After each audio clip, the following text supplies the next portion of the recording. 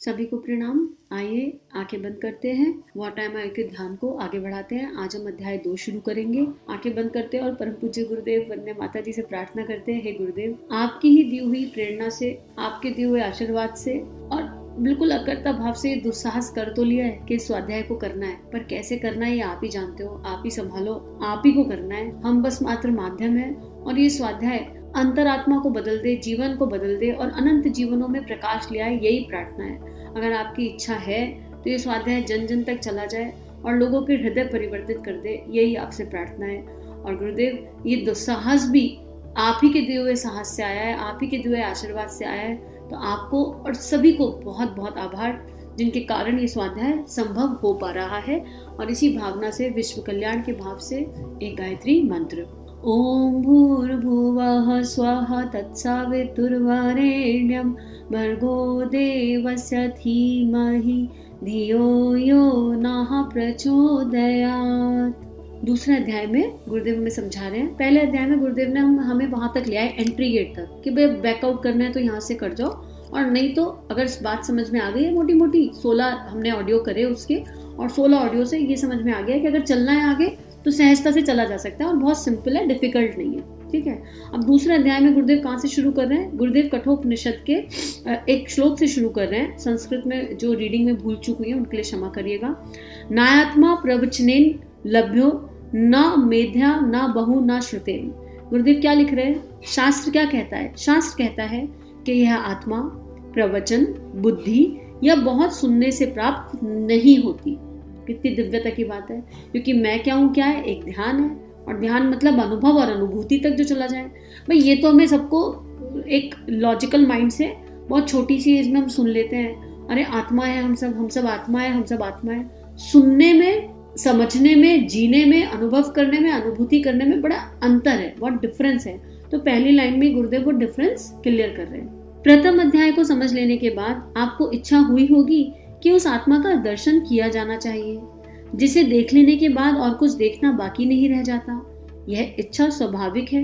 शरीर और आत्मा का गठबंधन कुछ ऐसा है जिसमें जरा अधिक ध्यान देने पर वास्तविक झलक मिल जाती है। शरीर भौतिक स्थूल पदार्थों से बना हुआ है, किंतु आत्मा सूक्ष्म है। पानी में तेल डालने पर वह ऊपर ही उठाता है। लकड़ी के टुकड़े को तालाब में कितना ही नीचे पटको, वह ऊपर आने का ही प्रयत्न करेगा, क्योंकि तेल और लकड़ी के परमाणु पानी की अपेक्षा अधिक सूक्ष्म है। गर्मी ऊपर को उठती है, अग्नि लपटे ऊपर को ही उठेंगी। पृथ्वी की आकर्षण शक्ति और वायु का दबाव उसे रोक नहीं सकता। आत्मा शरीर की अपेक्षा सूक्ष्म है, इसलिए वह इसमें बंधी हुई होते हुए भी इसमें पूरी तरह घुल मिल जाने की अपेक्षा ऊपर उठने की कोशिश करती रहती है।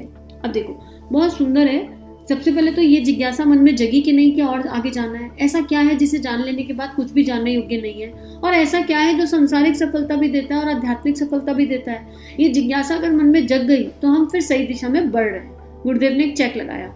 दूसरा, ये सुनने से नहीं समझ में आएगा, इसको अनुभव करना पड़ेगा, और अनुभव करने के लिए जो टूल्स और ट्रिक्स बताए गए हैं प्रैक्टिकली, उनको करना पड़ेगा, है ना। केवल सुन लिया और उससे हो गया नहीं।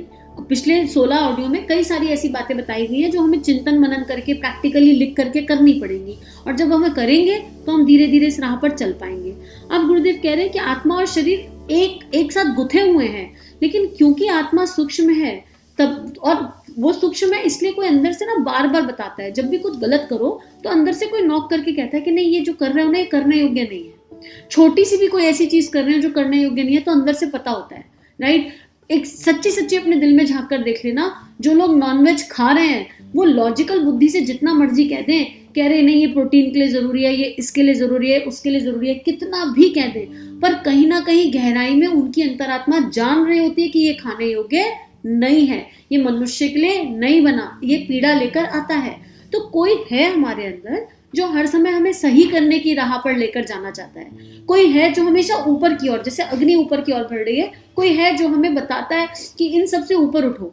आप ओवर ईटिंग की एक बाइट भी खा रहे हो तो कोई अंदर है जो बता रहा होता है कि यार ये नहीं खाना चाहिए, गलत है ना।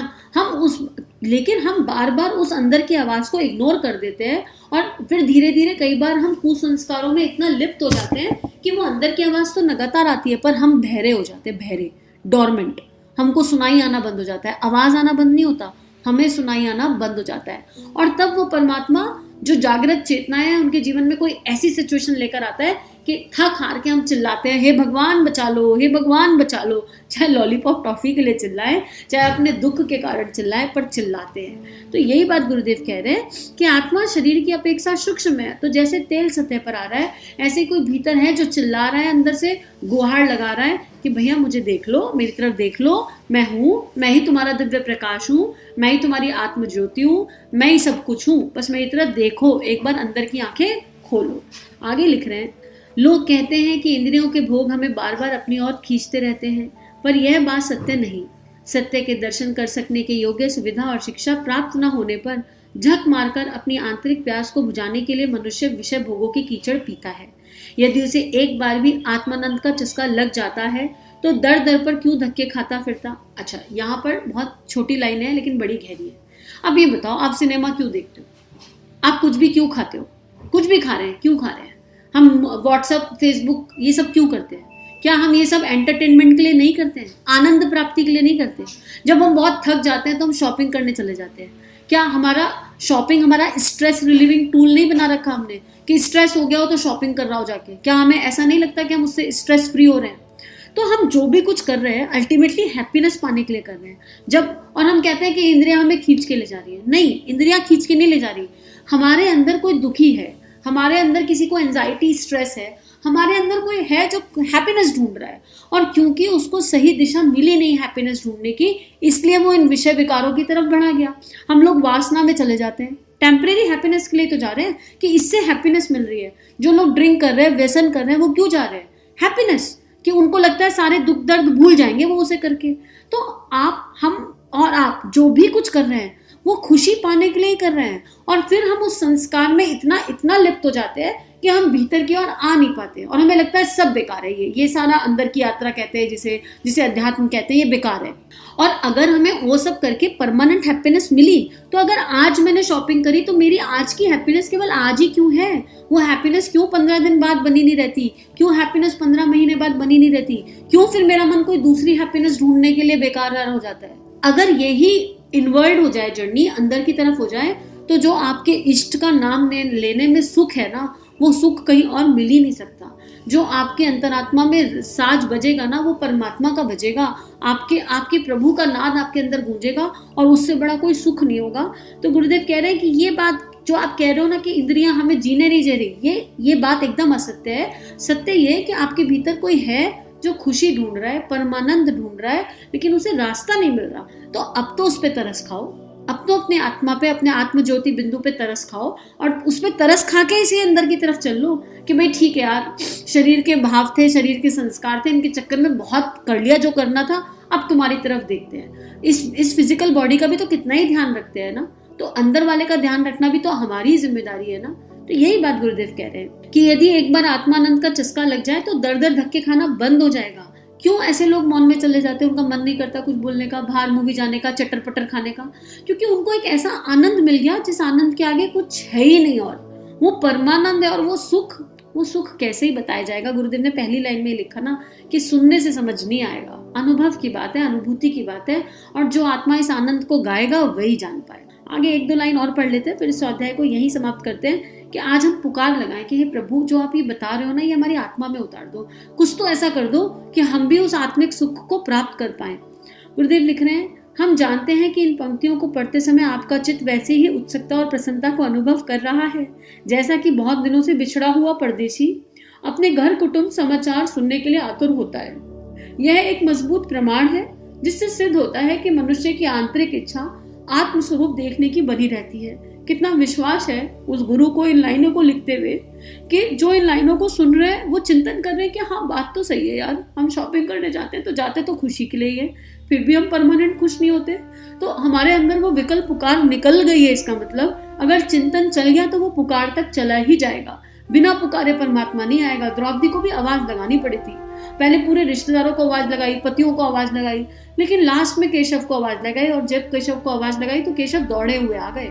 तो आवाज तो हमें ही लगानी पड़ेगी, लेकिन यहाँ तक आते आते अगर वो वाइब्रेशन आ गई है तो ये एक प्रमाण है कि भीतर कोई है जो जागृत है, भीतर कोई है जो तड़प रहा है अपने परमात्मा से मिलने के लिए। इन लाइनों के साथ अश्रु आ गए ना, इसका मतलब है कि हम लोग स्वाध्याय साथ में कर रहे हैं और ये वाइब्रेशन निश्चित रूप से आप तक पहुंचेगी।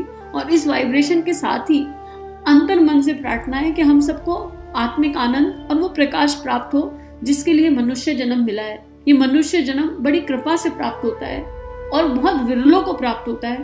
तो अगर मनुष्य जन्म में आए हैं तो इसको सार्थक करके ही जाएं। आज के लिए इतना ही स्वाध्याय, इतना ही ध्यान और बस अब चिंतन इस दिशा में। और अगला स्वाध्याय जब तक आए तब तक पुकार पुकार और पुकार कि हे प्रभु, जो आप बता रहे हो वो जीवन में उतार दो, जो आप बता रहे हो वो अंतरात्मा से निकल जाए कि बस हमें दे दो। कौन सा सुख है ऐसा जिसके लिए आत्मा इस दुनिया में आई है, वो हमें दे दो।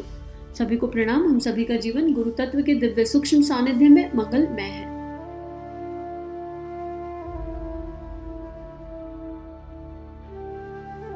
हमारे YouTube चैनल को सब्सक्राइब कीजिए और बेल आइकन पर क्लिक कीजिए ताकि आने वाली सभी वीडियो की नोटिफिकेशन आपको मिलती रहे। आप सभी को बहुत बहुत थैंक यू।